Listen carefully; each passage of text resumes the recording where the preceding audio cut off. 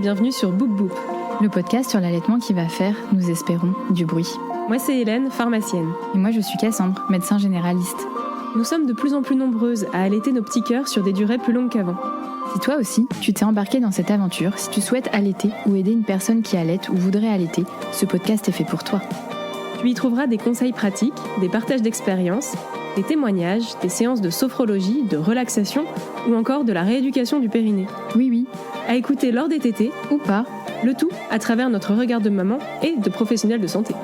Nous avons créé ce podcast comme le podcast que nous aurions aimé écouter pendant une tétée, pour allaiter en toute sérénité, bien informé. Bonne écoute, c'est l'heure de la tétée. Aujourd'hui, on reçoit Pauline, connue sur Instagram sous le nom de Pauline en mer. Pauline est sage-femme et maman de 2 petites filles qui ont toutes les 2 été allaitées. Elle connaît donc l'allaitement à la fois depuis son regard de sage-femme et son regard de maman. Dans cet épisode, on parle de la place essentielle et pourtant parfois méconnue des sages-femmes dans l'accompagnement de l'allaitement maternel. De la préparation au suivi postpartum, dès les premières mises au sein, des questions pratiques aux émotions complexes, Pauline partage avec nous son regard de pro, mais aussi ses ressentis de maman. Comment préparer les futures mères à être mères, voire mères allaitantes?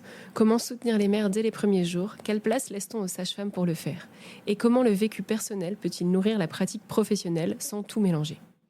Un épisode sincère, instructif et plein de sororité comme on aime, pour toutes celles qui allaitent, ont allaité ou accompagnent l'allaitement. Bonne écoute, c'est l'heure de la tétée avec Pauline. Eh bien, bonjour la vie, bonjour Pauline, un grand merci d'être parmi nous. On s'est rencontrés à Marseille au Daroni Food Tour, c'était super chouette. Aujourd'hui, c'est toi que l'on voit, que l'on écoute. Pour celles qui ont la rêve, Pauline, elle dit tout le temps ça sur les réseaux, on adore. Alors, pour celles qui ne te connaissent pas, présente-toi, dis-nous ce que tu as envie de toi, de ta famille, de ton métier, de ton parcours et de ton histoire d'allaitement, au pluriel, je pense. Bonjour, je m'appelle Pauline, j'aime la mer et la couleur rose. Je suis la maman de Thelma qui a 3 ans et de Léonie qui vient de fêter son premier anniversaire. Je partage ma vie avec leur papa. On vit à Toulon, dans le sud de la France, à côté de Marseille, du coup. Et je suis aussi sage-femme. J'étais en train de compter juste avant qu'on commence depuis plus de 10 ans maintenant. Ah oui, ça fait quand même... T'es de quelle année? Ça commence à faire, ouais. 2014. 2014, ta promo. Ah ouais, on doit avoir à peu près le même âge, je pense. Alors, eh bien, on va commencer. Donc, tu viens de dire que tu étais sage-femme, par le rôle de la sage-femme dans l'allaitement qui nous paraît important. Quelle est, selon toi, la place des sages-femmes dans la préparation et l'accompagnement à l'allaitement? Je pense que la place de la sage-femme, elle est capitale. C'est vraiment un professionnel qui va être aux côtés de la femme et du couple et de la famille pendant ce parcours de préconceptionnel jusqu'à la fin du postpartum et même après. J'ai quand même un peu l'impression qu'il y a des patientes qui ne savent pas trop quand se tourner vers une sage-femme, en tout cas pendant leur grossesse. Donc parfois, on peut avoir des petits retards de prise en charge comme ça ou d'information sur l'accompagnement. Mais voilà, je trouve que la place de la sage-femme, je défends aussi mon métier, mais elle est vraiment capitale et très précieuse pour l'allaitement, en tout cas ce dont on parle d'aujourd'hui auprès des femmes.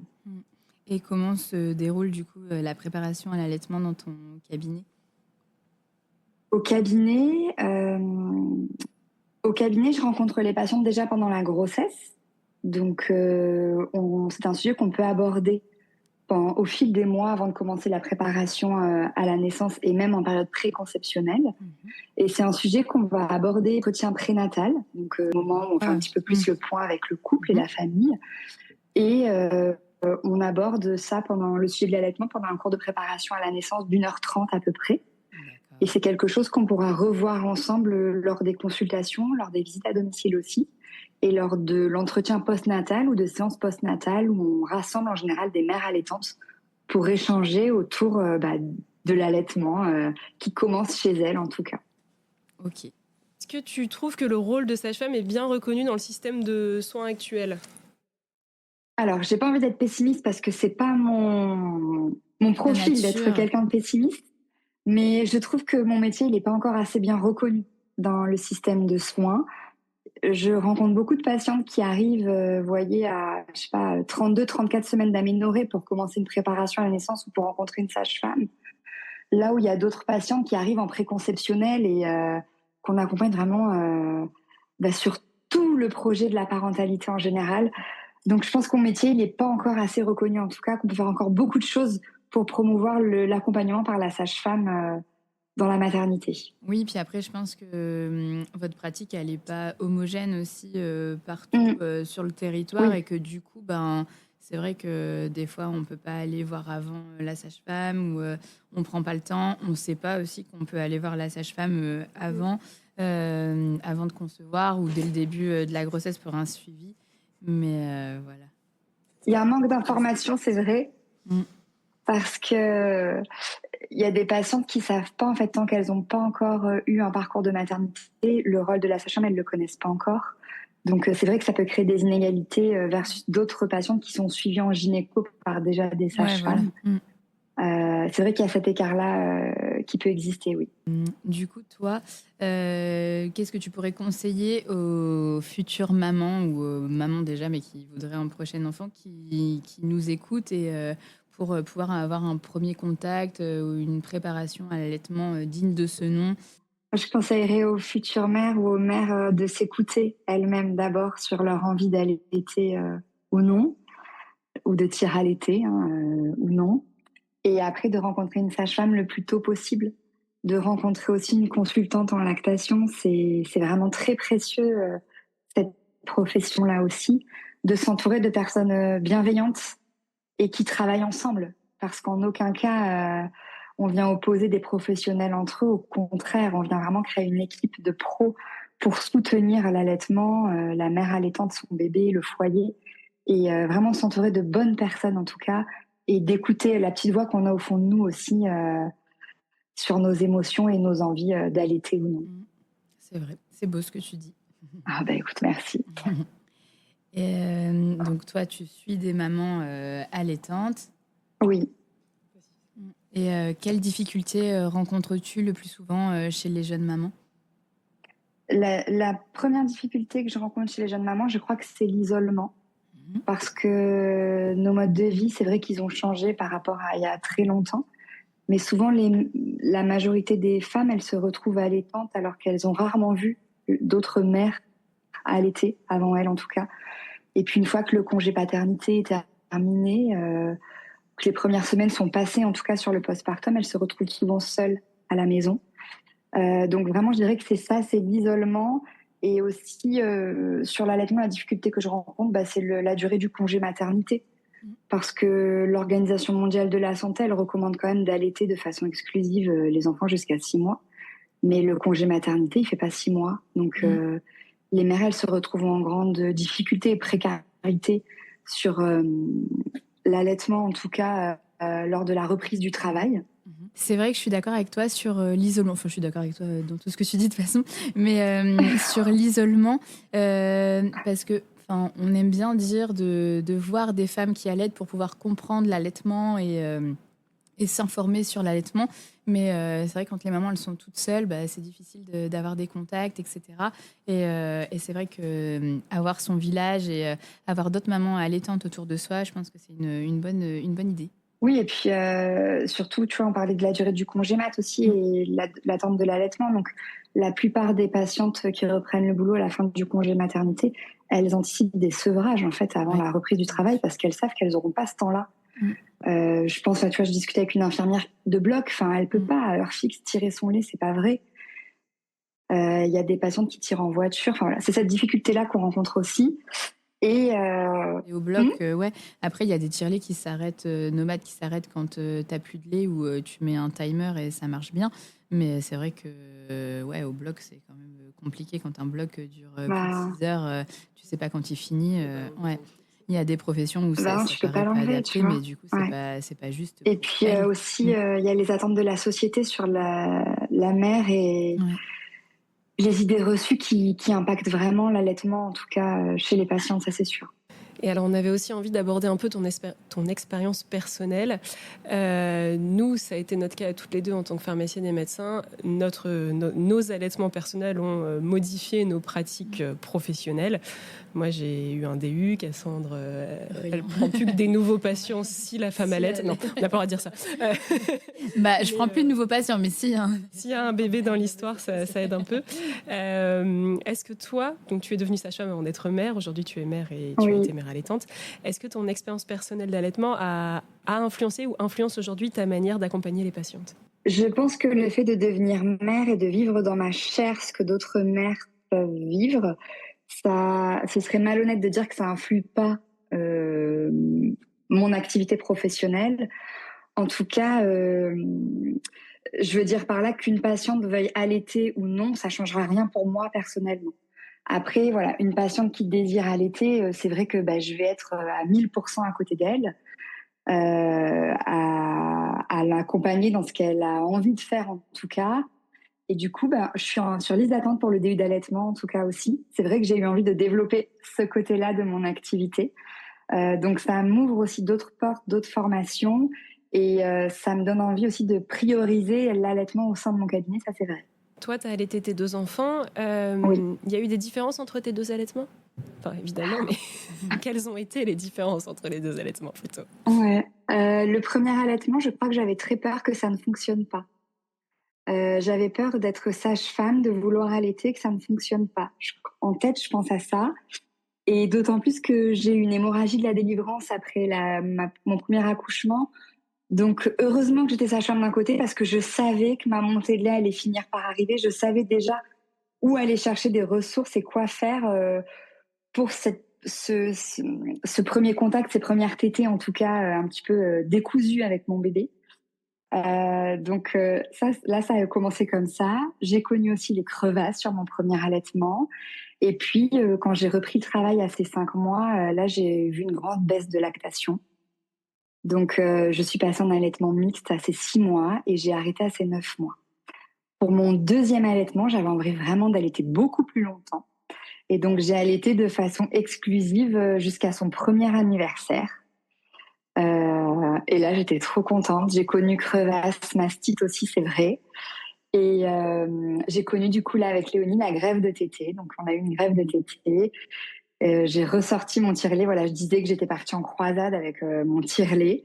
Et finalement, ça a sonné la fin de notre allaitement et j'ai attendu le jour de son premier anniversaire pour arrêter les tirages en tout cas. Et là, ça se passe bien? Comment tu le vis? Et là, ça se passe bien. J'ai eu un milk blues. J'avoue que de savoir aujourd'hui qu'on allait parler d'allaitement, ça m'a donné envie de regarder des photos et des vidéos. Donc ce matin, j'étais un petit peu émue. Et en tout cas, je sens que c'est un nouveau chapitre pour nous. Et donc, c'est mon bébé qui grandit aussi. Et pour nous, ça s'est terminé comme ça. Et je suis heureuse que l'aventure soit arrivée. Ouais. Après, dis-toi que nous, on a lancé le podcast quand j'ai sevré ma fille. Et Ok. c'est mon dernier bébé, donc mon dernier allaitement. Et donc vraiment, ça fait 1 an que je ne parle que d'allaitement alors que je n'allaite plus. Mais du coup, en fait, finalement, je pense que ça m'a évité le milk blues que j'ai eu pour le premier, en fait, de dire que, comme je savais que c'était le dernier, que je transmets ça malgré tout. Ça t'aide à cheminer en tout cas. D'angoisse parce que là, c'est ma dernière grossesse. Et je me dis, j'espère qu'il va durer toute la vie, cet allaitement, mais c'est pas possible. Mais du coup, c'est vrai que tu vois, moi, ça m'émeut aussi parce que je trouve que c'est dur pour nous, les mamans. Puis même quand c'est souhaité et tout, c'est normal d'avoir de l'ambivalence par rapport à ça. Et tu as parlé un peu rapidement de mastite et de difficultés que tu as pu rencontrer. Tu avais l'impression d'être armée. Enfin, tes études de sage-femme, tu savais du coup tout. Tu l'as dit pour l'hémorragie de la délivrance, par exemple.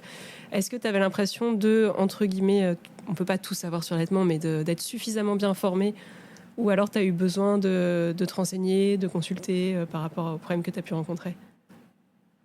Je sais que quand je suis devenue sage-femme libérale, donc ça faisait à peu près 7 ans que je travaillais en hospitalier, j'ai eu besoin de me former davantage sur l'allaitement. Donc je pense que ce bagage-là, il m'a accompagnée dans ma maternité. Et j'ai aussi rencontré une consultante en lactation pour m'accompagner. Je voulais vraiment poser mon cerveau de sage-femme et être la maman qui se fait accompagner par sa consultante. Et donc ça m'a aidée en tout cas. La formation initiale, je pense qu'elle ne suffit pas. Et encore, tu vois, je disais que j'ai envie de faire le DU, que je suis sur liste d'attente. On peut toujours se performer et se former sur l'allaitement. C'est sûr que ça m'a aidée dans le sens, je savais que j'étais fatiguée après l'hémorragie, que ça allait mettre du temps. Voilà, des choses comme ça. Ou la mastite, je savais reconnaître les signes, quoi me prescrire. S'il y avait besoin de prescrire quelque chose, je pouvais me le faire. Voilà, c'est vrai que sur ce côté-là, ça m'a aidée. Mais c'était capital de pouvoir poser aussi mon cerveau et de me faire accompagner par Lydia, ma consultante en lactation. Est-ce que tu as ressenti une pression supplémentaire à réussir ton allaitement parce que tu tu étais sage-femme, justement, vis-à-vis des autres? Je crois que oui. Je crois que oui. Sur ma première, en tout cas. Je vous disais, j'avais trop peur que ça fonctionne pas. Et sur la deuxième, pas du tout, parce que je me disais, c'est bon, ça a super bien marché la première fois dans ces conditions-là. Donc là, ça va rouler, quoi. Eh bien, donc là, on a fait ton parcours de maman. Déjà, si tu as des tips pour survivre au Milk Blues, on fera un épisode, bien sûr, dédié à ça, mais... Partir en vacances. Je suis partie en vacances vraiment quand j'ai décidé de diminuer les sevrages et du coup, j'étais occupée à faire d'autres choses. Donc, ça m'a bien aidé à pas voir qu'il n'y avait pas de tété ou moins de tirage de partir en vacances. Ça, c'était chouette. Ouais, de faire des choses qui nous font plaisir, en fait, pour faire des petits shoots d'ocytocine. Globalement, se faire plaisir, pas s'interdire d'être triste parce que c'est complètement normal et on n'ose pas en parler, mais en fait, voilà. Se faire, s'offrir du kiff. Mais ouais, du coup, un soin, des vacances, juste prendre du temps pour soi, c'est une super idée. Ouais. S'offrir vraiment des moments de bonheur pour soi personnellement, dehors de la maternité. Oui, ça c'est important, mais même pas un Milk Blues, c'est tout le temps. Ouais. On a un peu parlé de la formation des sages-femmes. Donc, tu nous l'as dit que pour toi, la formation initiale n'est pas suffisante. C'est le cas aussi de nos formations respectives pour le coup. C'est même pas insuffisante, je crois que c'est lacunaire plus. Sage-femme, c'est quand même. Oui, sage-femme, c'est accompagner des femmes. Non, mais complètement. Dans sa maternité, je sais bien. Mais bon, c'est peut-être le pire. Est-ce que tu penses à des leviers d'amélioration par rapport à cette formation qui est insuffisante? Que ce soit peut-être plus de temps consacré, ou qu'est-ce qu'il faudrait faire aujourd'hui? Sachant que vous avez quand même des études déjà très denses qui passent en plus en doctorat aujourd'hui, donc c'est long, quoi. Donc, alors, j'ai pensé comme ça, là, parce que le temps, il y en a, peut-être à rendre ça plus ludique ou avoir des professionnels plus disponibles aussi dans les services, parce que c'est vrai qu'on passe beaucoup de temps en tant qu'étudiante sage-femme sur les lieux de stage, et on collabore avec des professionnels qui sont parfois pas pro-allaitement, ou qui ont parfois des idées un peu anciennes sur l'allaitement. Et nous, on va partir avec ce bagage-là. Ouais. Et donc, c'est vraiment dommage déjà à ce moment-là. Je crois que ce serait peut-être de revoir la formation du personnel hospitalier, mais vraiment au sens large, d'avoir un budget pour ça. Et est-ce que tu aurais une anecdote à nous partager? Ça peut être en tant que en tant que professionnel de santé ou en tant que maman allaitante autour de l'allaitement. Je pense vraiment au moment où, sur mes périodes d'allaitement, quand je reprenais le boulot, les bébés pleuraient au cabinet pendant les consultations et ça me déclenchait des montées de lait incroyables. Incroyables. Plusieurs fois par jour, du coup. Et ça, c'était vraiment quelque chose... il fallait être armé, en tout cas, face à ça. Et après, en tant que maman, je pense comme toutes les mamans, j'ai dû oublier des millions de fois ou la tétrelle du tire-lait, ou la glacière, ou le biberon. Enfin, on trouve toujours des solutions. Je me vois vider mes seins à la main au-dessus d'un lavabo, tu vois, dans des toilettes. Et ça, je sais que je suis pas toute seule et qu'on est plusieurs à vivre ces moments-là aussi. Et alors tout à l'heure, tu nous as dit qu'il y avait une phrase qui t'énervait autour de l'allaitement, qui est « le lait n'est pas assez nourrissant ». Est-ce qu'il y a un mythe autour de l'allaitement que tu as envie de démonter une bonne fois pour toutes? J'ai un petit peu dit que le lait n'est pas assez nourrissant. Ouais, ça, que le lait, il n'est pas nourrissant, pas assez nourrissant, que... Il y a aussi toutes les idées petits seins ou plus grands seins sur la production de lait. Je sais pas auquel mythe vous pensez, vous, mais moi, ce truc de lait pas nourrissant, c'est le premier qui me vient en tout cas. Ouais, ça me gave. Ouais, c'est ça, c'est le lait. Au-delà, d'un certain âge, il est plus nourrissant. Moi, j'ai déjà entendu, c'est de l'eau de vaisselle. Personne n'a dit ça. Ouais, tout ça. Le cododo, tu vois, aussi, les femmes qui allaitent et font du cododo et on leur dit, il faut que ton enfant apprenne à s'endormir ailleurs qu'au sein ou seul. Enfin, tout ça, je crois qu'il faut laisser tomber, faire comme on a envie de faire chez soi. C'est clair. Tant qu'on dort, on fait comme on veut. Exactement, c'est très bon. C'est un très bon mantra. Eh ben, merci Pauline. Est-ce que tu as envie de nous dire autre chose? Merci à vous en tout cas d'apporter une place pour l'allaitement pour les futures mères et les mères et peut-être les pères aussi. Et aussi les professionnels de santé. On essaye aussi. Ouais. merci à toi. Enfin, on était contente d'avoir une sage-femme. Moi, je l'ai pas dit au début, mais moi, depuis que j'ai eu un bébé, je fais tous mes suivis par sage-femme. En fait, je ne veux plus voir de gynéco. Moi, mon suivi, De toute façon, il est fait par une sage-femme. Mais carrément, enfin, mais pas que parce qu'il n'y a plus forcément de gynéco facilement accessible. C'est vraiment que je trouve le suivi beaucoup plus, enfin, me correspond beaucoup plus en termes de respect, de conversation, que je trouve plus d'égal à égal. Enfin, je sais pas comment le décrire, mais c'est beaucoup plus doux. Et la compétence, pas forcément, tu vois, mais et la compétence est là. Et vraiment, moi, à la pharmacie, je le conseille aux petites jeunes aussi, tu vois, qui ont du mal à se faire prescrire le pilule et tout, mais allez voir une sage-femme. En fait, c'est beaucoup mieux pour rentrer, je pense, aussi dans la féminité. Avoir ce suivi-là, je le trouve beaucoup plus intéressant. Du coup. Ouais. Pauline, est-ce que tu peux nous dire où on peut te retrouver pour celles qui ne te connaissent pas, sur Instagram principalement? On peut me retrouver sur Instagram sous le nom Pauline en mer. En mer, écrit comme une maman. En mer, M-E-R-E comme les mers, et parce que j'aime aussi beaucoup la mer.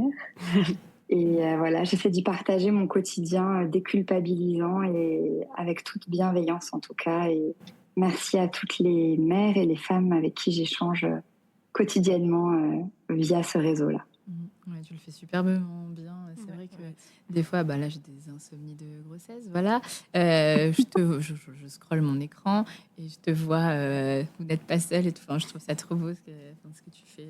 C'est trop bien. La sororité, on adore. Donc. Merci beaucoup. Merci en tout cas. Merci Pauline pour ta parole libre, ta douceur et ton regard précieux à la croisée des chemins entre métier et maternité. Cet échange nous rappelle à quel point la sage-femme joue un rôle clé dans l'accompagnement de l'allaitement, bien au-delà de la naissance. Présente dès le premier jour, souvent même avant, elle est là pour écouter, rassurer, soutenir, parfois simplement pour dire « tu fais bien, tu fais de ton mieux et c'est suffisant ». Merci aussi pour tout ce que tu transmets en tant que maman, ta sincérité sur les hauts et les bas de l'allaitement, ton vécu incarné, ton engagement à montrer qu'on peut être professionnel et vulnérable à la fois. C'est aussi ça la force.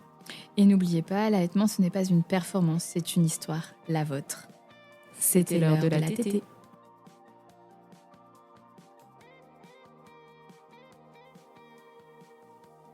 N'hésite pas à noter ou commenter notre podcast et à le partager pour que Bouboub soit écouté par des mamans qui allaitent ou futures mamans qui souhaitent allaiter. Pour pouvoir allaiter en toute sérénité, bien informée. C'était l'heure de la tétée.